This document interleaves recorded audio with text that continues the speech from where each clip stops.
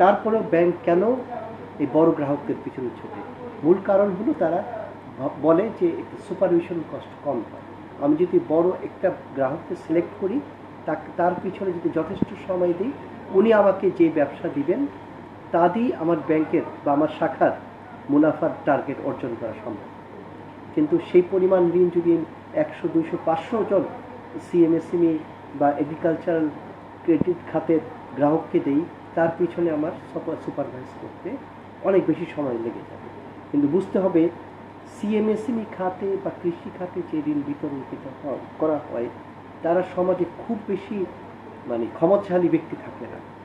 তাদের কাছে ঋণ নিয়ে ঋণ পরিশোধ করাটা একটা তারা নিজেরা মনে করেন তাদের নৈতিক দায়িত্ব। এই কারণে সেই সব ঋণ কিন্তু সহজে খেলাপি হয় না। আর একটা জিনিস খেয়াল করবেন, আমরা এমডিজি অর্জনের পর এখন এসডিজি অর্জনের দিকে যাচ্ছি। যদি সাস্টেইনেবল ডেভেলপমেন্ট গোল অ্যাচিভ করতে হয়, তবে কিন্তু অধিকাংশ মানুষকে আর্থিক খাতের অন্তর্ভুক্ত করতে হবে।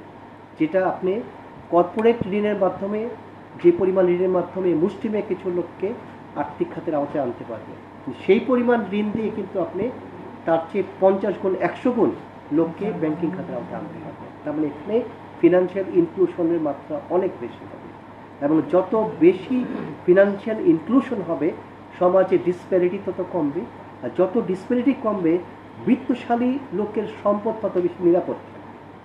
55% মানুষ আছে যাদের 2 লক্ষ টাকা থেকে 25 লক্ষ টাকা পর্যন্ত ডিপোজিট আছে।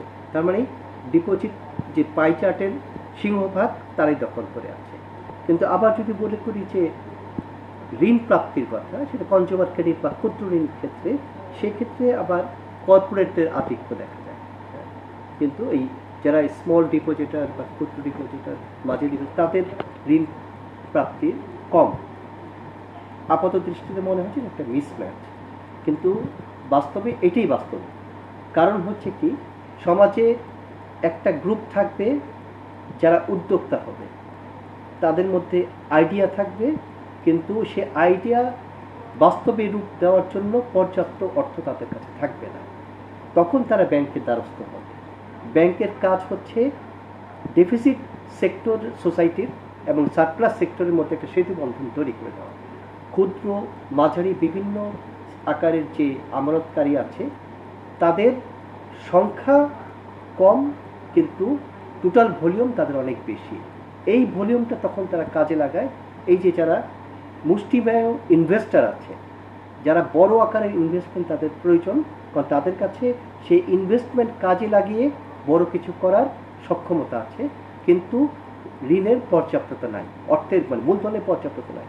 তখন এই ক্ষুদ্র ইনভেস্টরদের, এই ডিপোজিটরদের অর্থ তাদের কাছে ইনভেস্ট করা।